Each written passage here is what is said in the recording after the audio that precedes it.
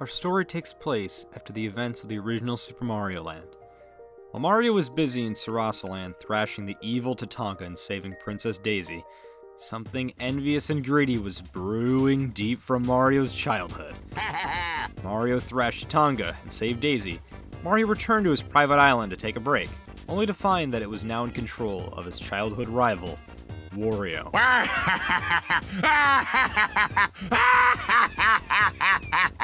Wario had even taken Mario's castle, which was now named Wario's Castle. Wario sealed the front door with this magic of 6 golden coins and scattered them across the land to different zones and their bosses. Now, it's up to Mario to reclaim his island by collecting the 6 golden coins, breaking the seal on the front of the door to his castle, stopping Wario and his envious greed once and for all.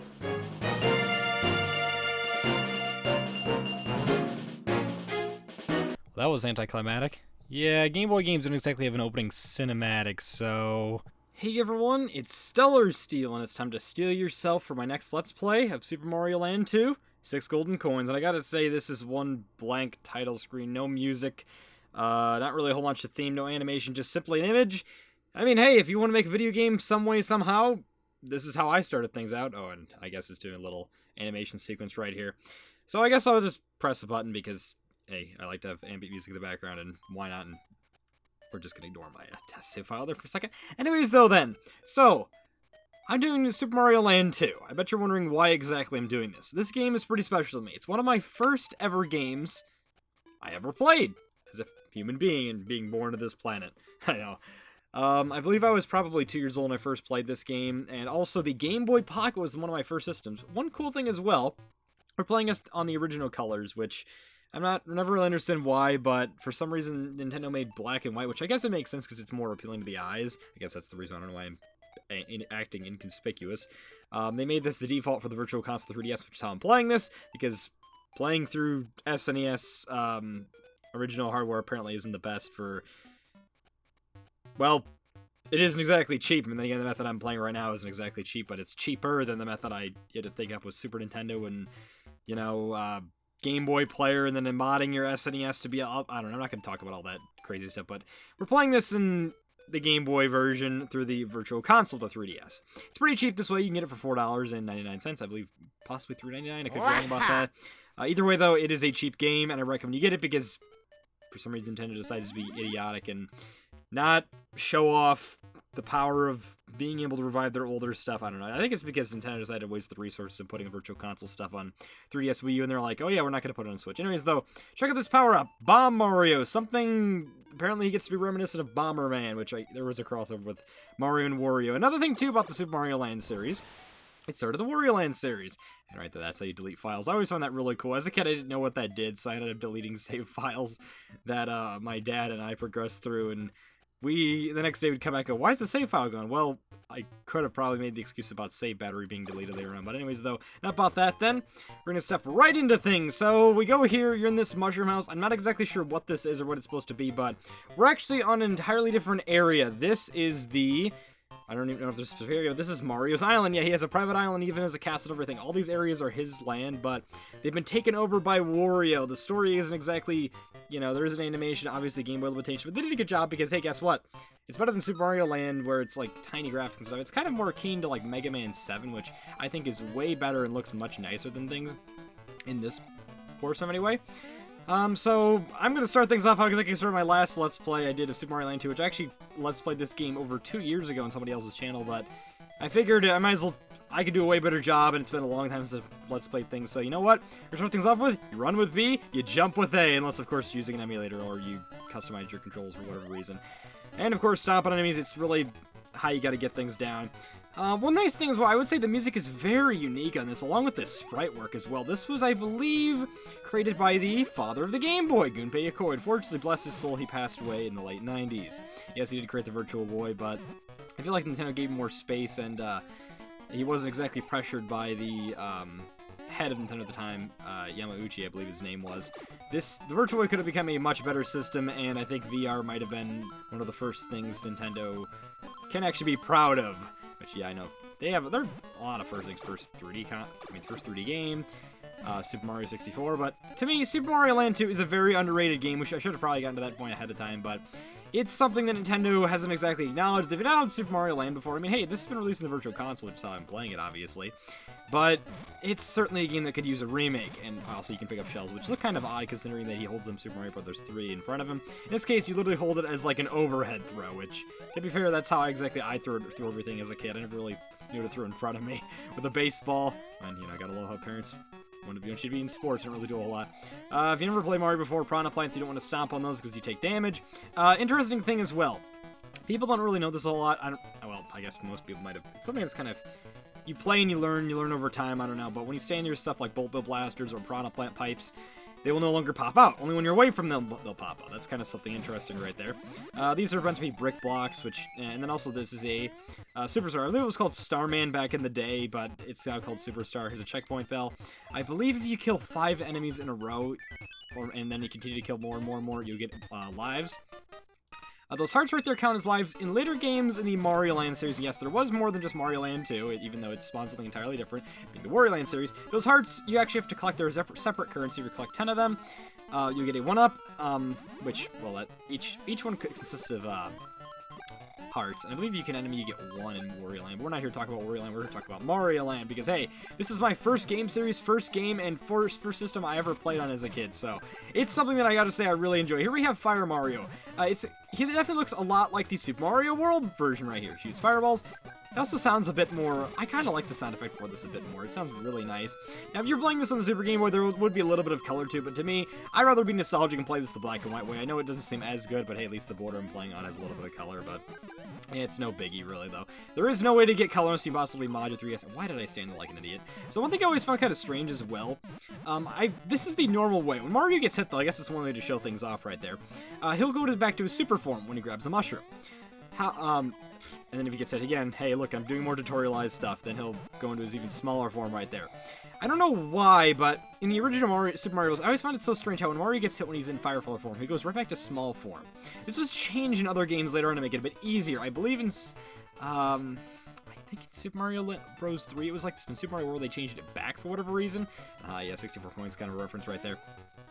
I was always used to that because, hey, this is the first Mario game I played. I don't know why they decided to make the change on and off. They should have just made it like a stick thing. And yeah, in later games they did change this. But anyways, though, we're at this goal. There is a little goal area I would show later on, but we're at to run time. Whenever I hear like the out of time music, it always scares me a little bit. This is a checkpoint right here. Not checkpoint. A special bell. I don't know if that's exactly the name for it, but you can ring that right there.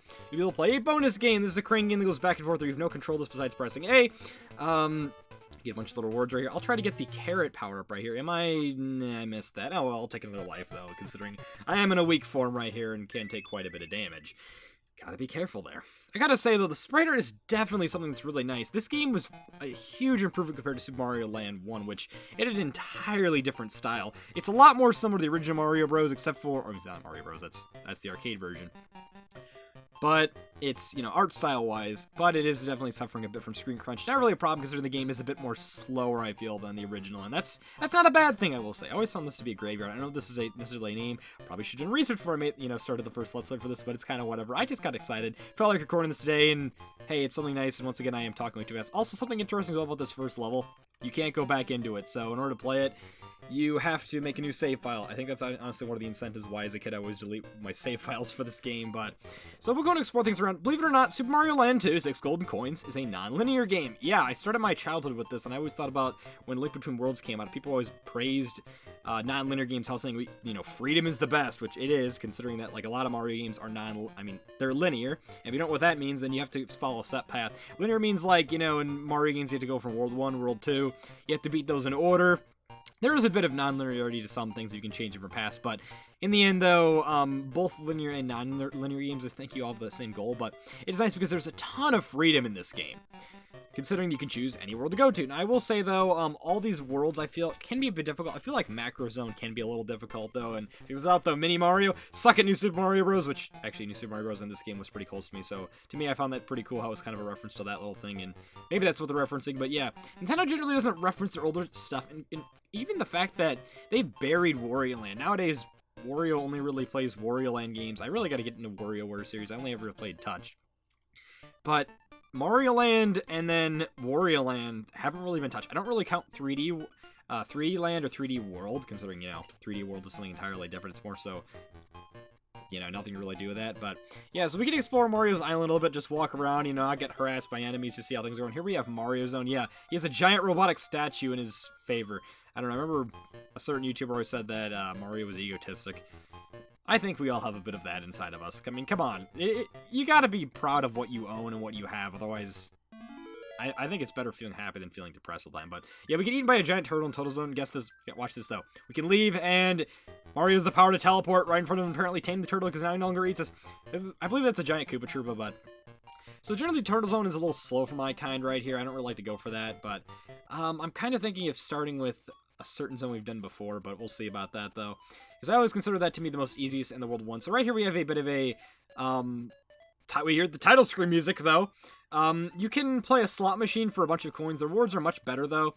999 coins. I would love to show this off. Whenever I play this, I generally end up getting the best possible reward, which is a really cool reward, and this is definitely worth your time saving for the coins.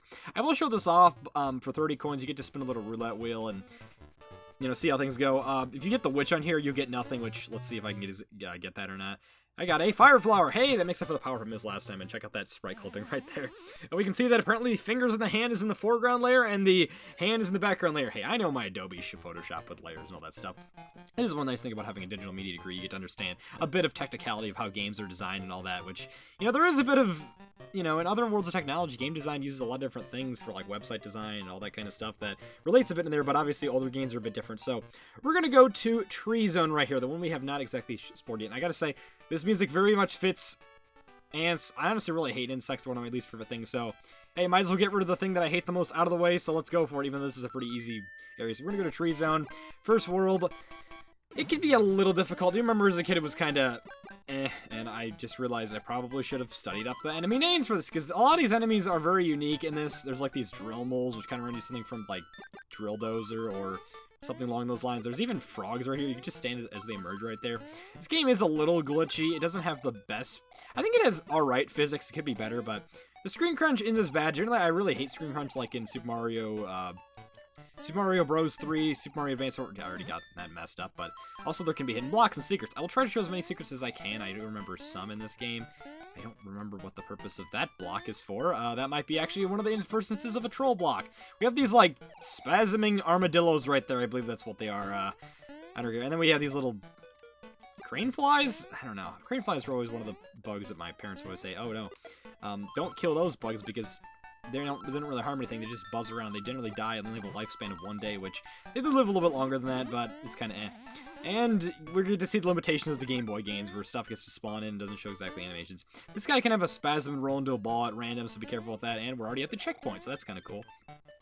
I gotta say, though, yeah, this game is definitely a masterpiece for on the Game Boy, considering that this is a step up from the Game & Watch. Obviously, yeah, there's moving graphics instead of having, like, trick animation, which then again, all animation really is just a trick to our eyes, but this is actually, like, it's fluid, and you don't actually have to trick yourself to thinking it is an animation. It runs at 60 FPS. A lot of Game Boy games actually run at that. People might not think that, like, oh yeah, believe it or not, one system that didn't run at 60 FPS, the N64, yeah, that game was atrocious to slow it down. You'd think being a home console they'd be able to fix that, but, well, it was the emphasis on 3D games, so I guess it's kind of fair right here to just have a area you just fall on in. We can't go through. Also, it should be kind of obvious you can't fade through these platforms right here. I'll try to explain as much as I can without talking too fast, but I want to be able to get as much as I can off my hop. And, of course, I look over to check the recording to make sure it's still recording, and I fall off again. That's not a big deal. I guess while I'm walking back up, I'll describe the interface at the bottom. Obviously, to the left is Mario's lives. There's a coin count. Get 100. You don't get a live in this. Interesting stuff. It's one of the only Mario games where it's a bit different. In most 3D Mario games, you get 50 coins, you get a life, which they changed that a bit in there. And also, I recommend really killing these guys. When they start shocking like that and you step on them, they will hurt you. Be careful. These frogs' tongues kind of reminds me of a bit of Frogger, which, wow, this game kind of goes full circle. When I was a kid, I always would play this game mainly. And then I would also play Frogger and next, Namco Museum, all that stuff. My first console was a Game Boy Pocket. Later on, then we got the Game Boy Advance SP when I was really young. That was like the first year it came out. which I believe when I was 2 or 3. I don't have a ton of memories as a kid, but I do remember some stuff very fondly. I actually do remember some memories when I was 0 years old. My family is pretty impressed because I remember exact details, and it's like, yeah, that's correct. Yeah, you do remember that, so it's kind of interesting. Also, the coins don't really move, but it's kind of a whatever. Also, I was describing the interface down here, so... also, there's an enemy counter. When you kill, I believe, 99 enemies, a star will spawn at random, kind of like Super Mario Bros. 2, or Super Mario USA if you're in Japan. Not the Super Mario Bros. 2 Lost Levels, where a star power-up could spawn to those. So it's kind of interesting how this game does take a bit of emphasis from a little bit of every Mario game, and I kind of am screwing myself right there, so... I've never really been good at... I will say one thing, I was looking at a Super Mario Bros. 1 speedrun the other day. Like, how do people just do this jump and then they jump at the last second? Like, I can't do that. I'm risking hitting that blocking in, so... I guess it's kind of where the screen crunch is suffering a bit right here. Yes, and yeah, there is a bit of momentum. I will say Mario suffers the most from this. Some people said they don't like the floating momentum in earlier Mario games. To me, I don't mind that. I think it's a little bit harder to get used to in the older games. It's not definitely as accessible to this, but anyways, though, there's this mouse right here where they chew wires. Press A at random. It's kind of one of the harder ones to really get down. Thankfully, there's no penalty if you miss this. You'll get really an item anywhere.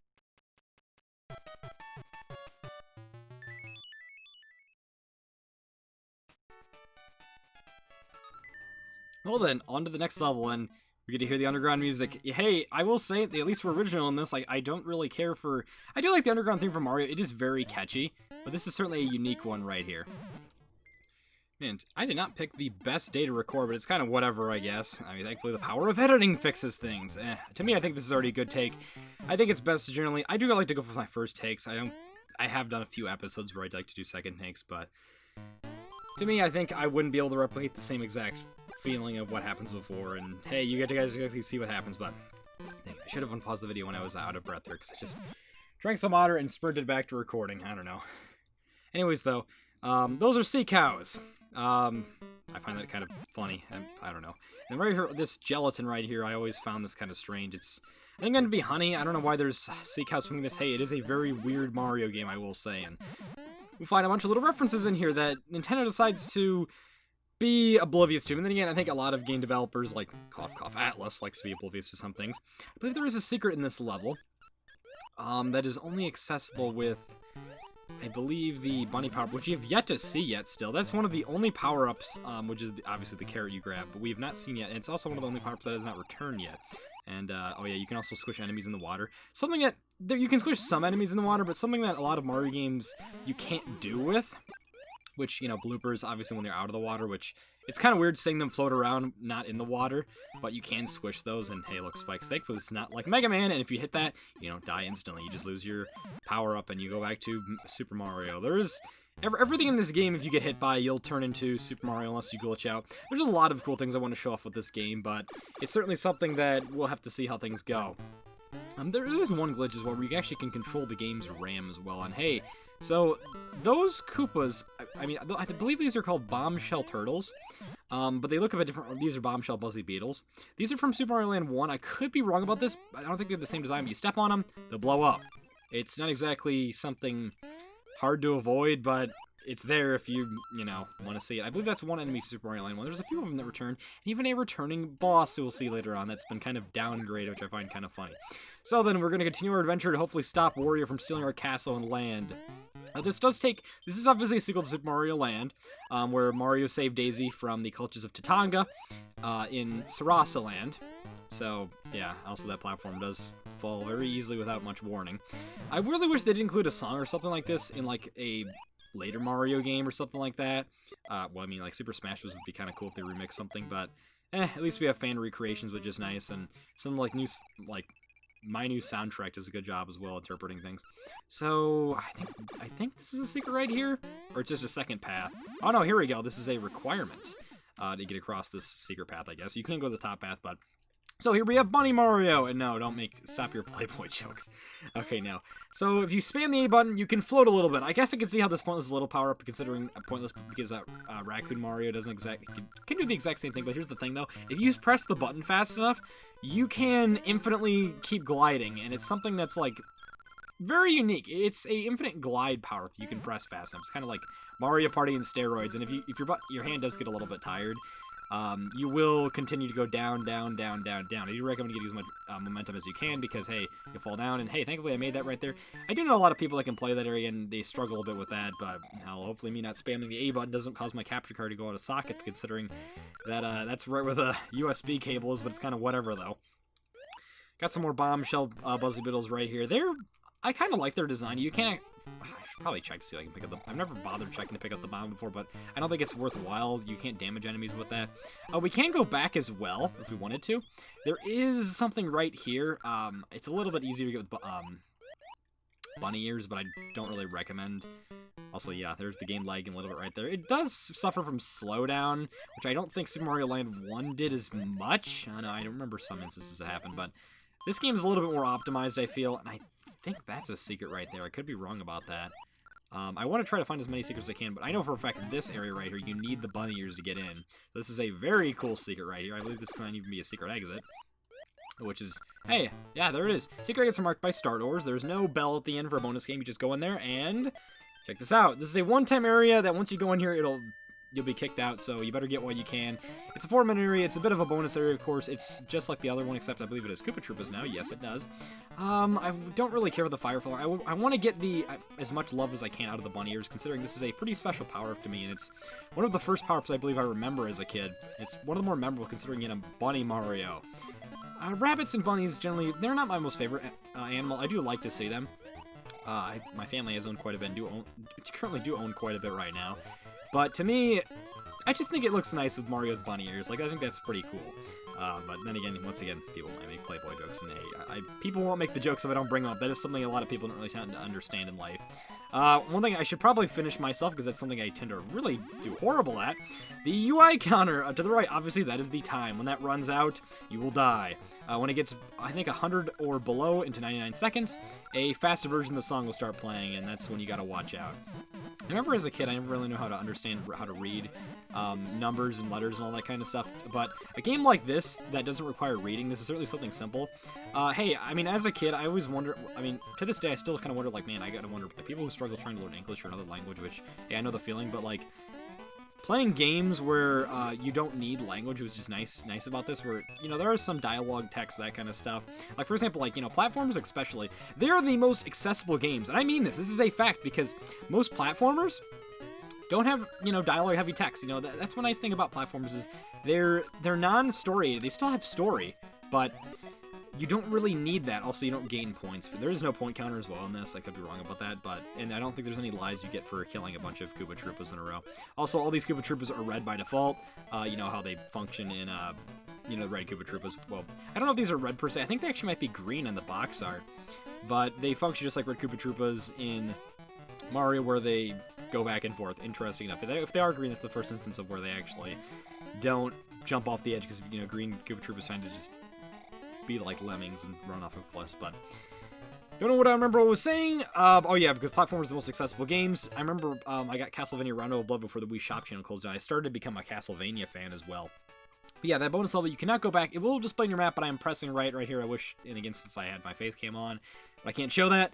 But you cannot go back to there, so we have to recruit this level. I will go and cut things to where I get the end of that level so we can see, or just press B. I couldn't pick up those bombs. Maybe someone else can do that, but I don't think you can. I believe it's only the shells the Koopa Troopas drop. Generally, they are kind of sporadic in this game. I don't really recommend picking up shells at all. Just kind of like just bouncing them. I didn't know as a kid. To me, when I always played this, I played with tank controls. Like, I would just press A. I would just try to always make the jumps. I didn't know that holding B ran, and generally how you're supposed to hold, you know, the skillful way. A lot of people tend to always not notice this as well. It's not just younger people. Older ones as well when you play platforms. Generally, you want to hold the run button. I know there are games like Castlevania don't have a run button, and that would have been more fitting for me, I'm sure, as a kid, because it just kind of, you know, goes along and smooths along, but yeah. So I guess I'll go ahead and tell the story about how exactly I got into this series. So, my dad, this game actually kind of runs in the family right here. And this is a pretty impactful game for me, and overall as a kid.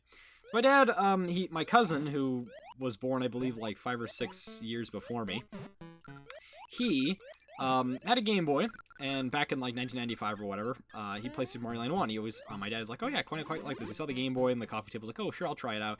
And he quite liked it, and he wanted to get a Game Boy for himself. He never really was into games before. He wasn't an Atari kind of person, but he figured, oh, that's pretty cool. He quite liked it, and he wanted to go ahead and buy one, because he never was a person to really spend much money as well.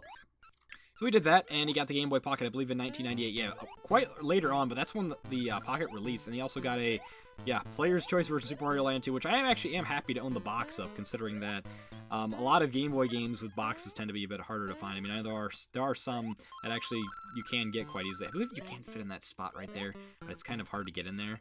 I think it's, oh, I can just fall right here. I didn't even pay attention to that. Yeah, you can kind of just sneak in there. I don't even know what's the port of this shortcut. I guess it's if you're smaller or something, you can just be mini. Anyways, though, so you got that game, and then later on, I was born in the year 2000, and this was my first experience to Game Boy stuff, which is pretty freaking cool.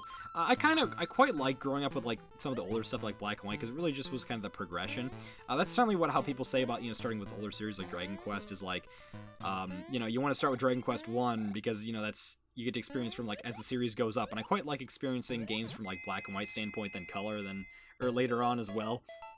But to me, I think the best way to play this kind of game is in Black and White. I know when John Tron did his Let's Play of Super Mario Land 3, Wario Land, he also played the game in Black and White, which, I don't blame you. I'm going to try to get a 3 heart right here. I'm going to get another carrot. I missed. It's pretty hard to miss in that game, I will say, considering the sprites are pretty big for that, but whatever, I guess. So we actually have even more non-linearity you get to choose to pass. I will be clearing both these levels, but we won't be doing it this episode, considering I think we went on for long enough. I think this is a good start right here.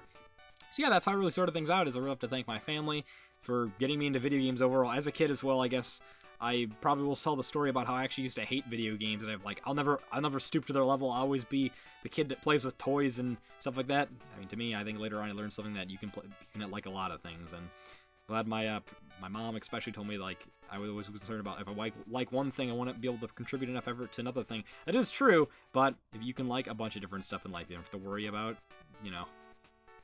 hating things. I think liking things are better, considering you can put one thing off, come back to another later on. It's kind of the value of being a game collector and just playing games in general, being a fan of this stuff. So instead of us watching that bee clip through his beehive over and over, I think it'll be a good time to end things off here then. So then, this time in Super Mario Land 2, 6 golden coins. We started our adventure to save Super Mario Land 2.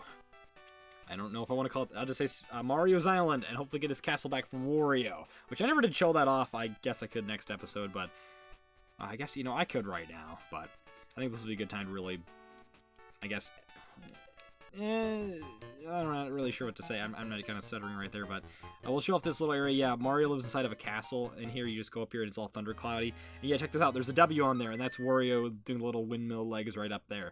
Man, they really sure knew how to get design emphasis early on, but right here you automatically walk. Well, you just kind of enter in there. Right there, you can't enter that. I should have probably said the incentive as well. Mario's castle is closed off by golden coins. There is a boss in 6 of the worlds here.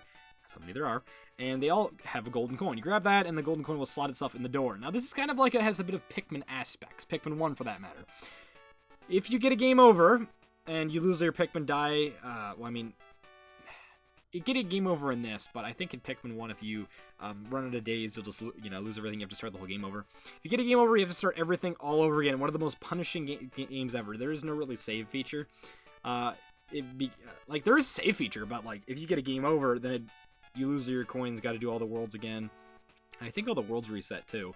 So that's something you got to watch out for, though. Anyways, next time, Super Mario Land 2, 6 golden coins. We'll be heading off to the ant mound, apparently in the trees for whatever reason, and then taking on the honey hive, which makes more sense than ants being in a tree. I guess they walk up the tree? I don't know. I don't know why they live...